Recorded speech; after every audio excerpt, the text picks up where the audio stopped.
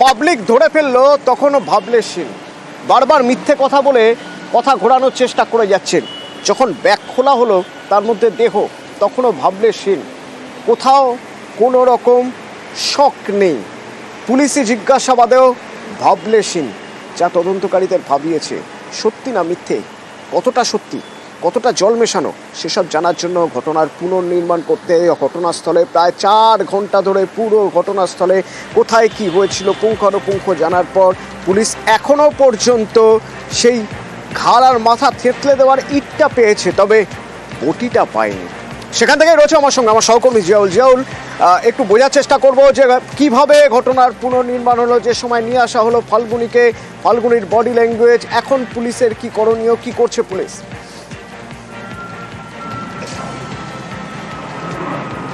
একদম দেখো, অর্থাৎ গতকাল রাত 8:25 নাগাদ নিয়ে আসে এবং 12:10 নাগাদ এখান থেকে বেরিয়ে যান।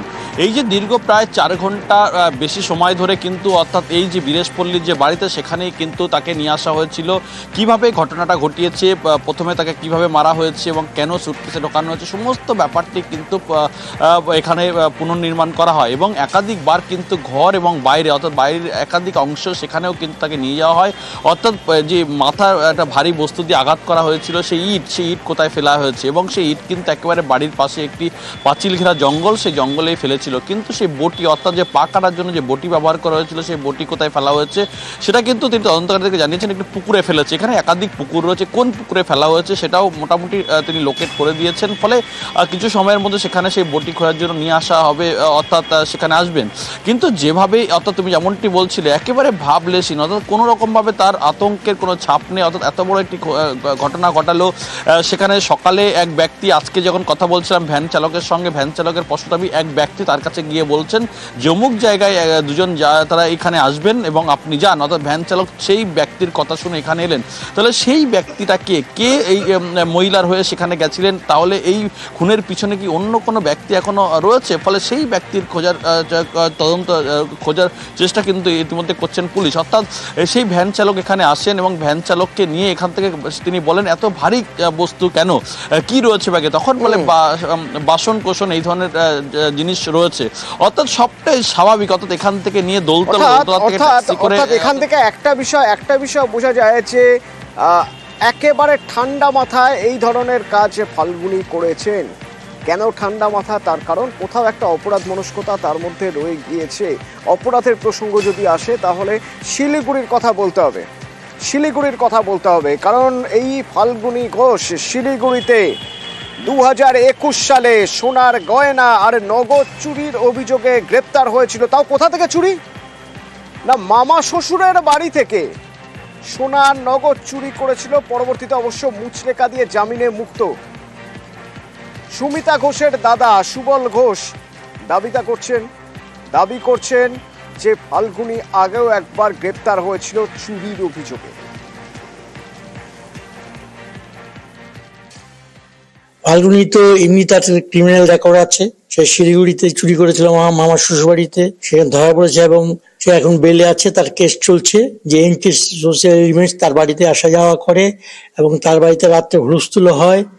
পাড়া প্রতিবেশীরা অনেক আপত্তি করেছেন, ইভেন থানা তো মাস পিটিশন গেছিল। থানা থেকে কি অ্যাকশন নিয়েছে না নিয়েছে সেটা আমরা জানতে পারিনি। আর ফাল্গুনী বাড়িতেও যাওয়ার আগে গেলে আমার বোনের বাড়িতে গেছিল, ওখানেই ছিল। ওখান থেকে শুনলাম এই 20-21 তারিখ নাগাদ ওইখানে গেছিল, ফাল্গুনী বাড়িতে গেছিল। আমার সহকর্মী গৌতম बोरा আমার সঙ্গে जोरहाट থেকে রয়েছে, रसोबे जोरहाट থেকে। गौतम, ये फाल्गुनी घोष के बारे में जानना चाहेंगे क्योंकि इसका प्रीवियस कुछ रिकॉर्ड, जो रिकॉर्ड पुलिस रिकॉर्ड है इनका क्या क्या रिकॉर्ड है अभी तक पुलिस में, अभी तक क्या क्या इल्जाम है इन पे?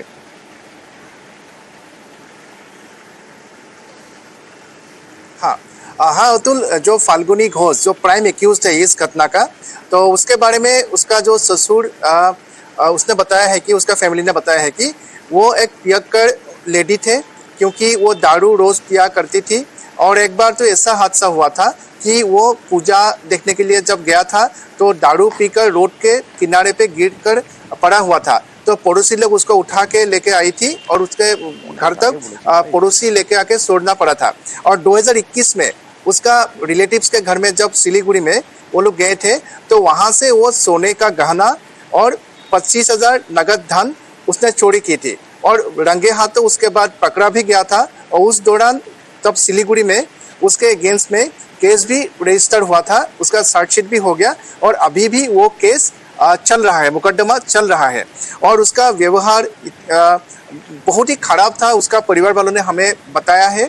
लेकिन सुधरने के लिए काफ़ी मौका दिया गया था फाल्गुनी को, उन लोगों ने बताया था। लेकिन फाल्गुनी ने उसका परिवार वालों को, उसका ससुर जी को, उसका हस्बैंड को ये प्रेशर दिया था कि उसके अगेंस्ट में सिलीगुड़ी में जो चोरी का केस दर्ज हुआ था उस केस को कॉम्प्रोमाइज़ किया जाए।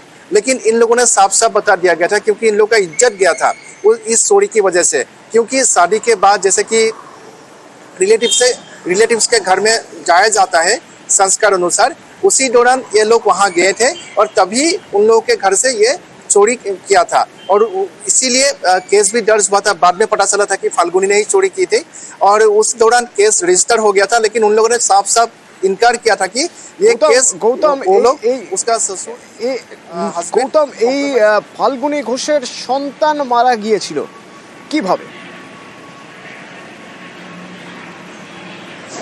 हाँ हाँ हाँ। और इस दौरान और एक बात पता चला है कि 2018 को उनका शादी हुआ था और 2019 में उसका एक बच्चा का जन्म दिया था फाल्गुनी ने। लेकिन फाल्गुनी एक ऐसा औरत था कि वो अपना औलाद या अपना संतान को नहीं चाहते थे।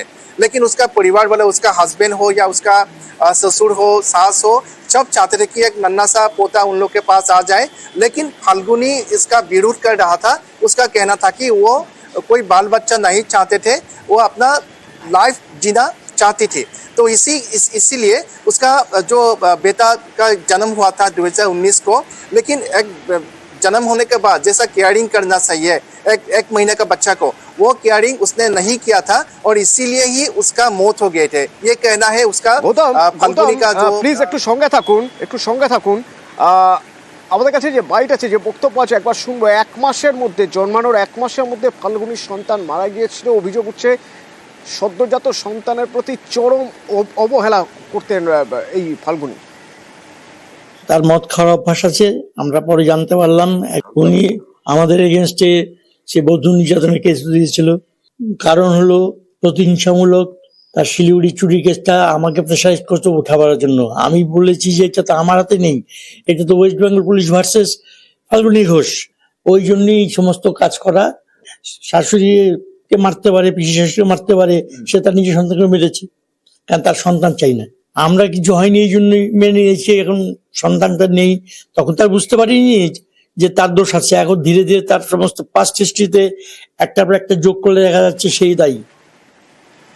বিয়ের পর থেকে একের পর এক অভিযোগ, কখনো চুরির অভিযোগ, মদে আসক্তির অভিযোগ দুর্ব্যবহারের। সদ্যজাত সন্তানও মারা গিয়েছেন। শেষমেশ তার স্বামী ডিভোর্স চান, কিন্তু না, সহজে ডিভোর্স নয়, বড় অঙ্কের খোরপোশের টাকা চাওয়া হয়েছিল।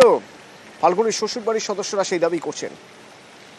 এরা এখান থেকে গেছে, দেখেন এরপর আর কোনো খবর নেই, সে আসবেন, তার টাকা চাই, মেনটেন্যান্স টাকা চাই। তার মানে তার টাকার জন্যই সমস্ত খেলা।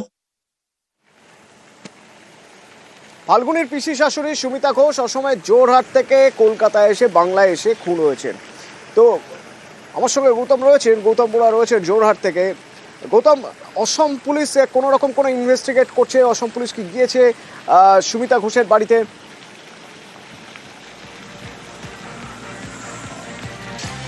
हाँ हाँ अतुल, हम लोगों ने बातचीत की थी जोरहाट पुलिस के साथ।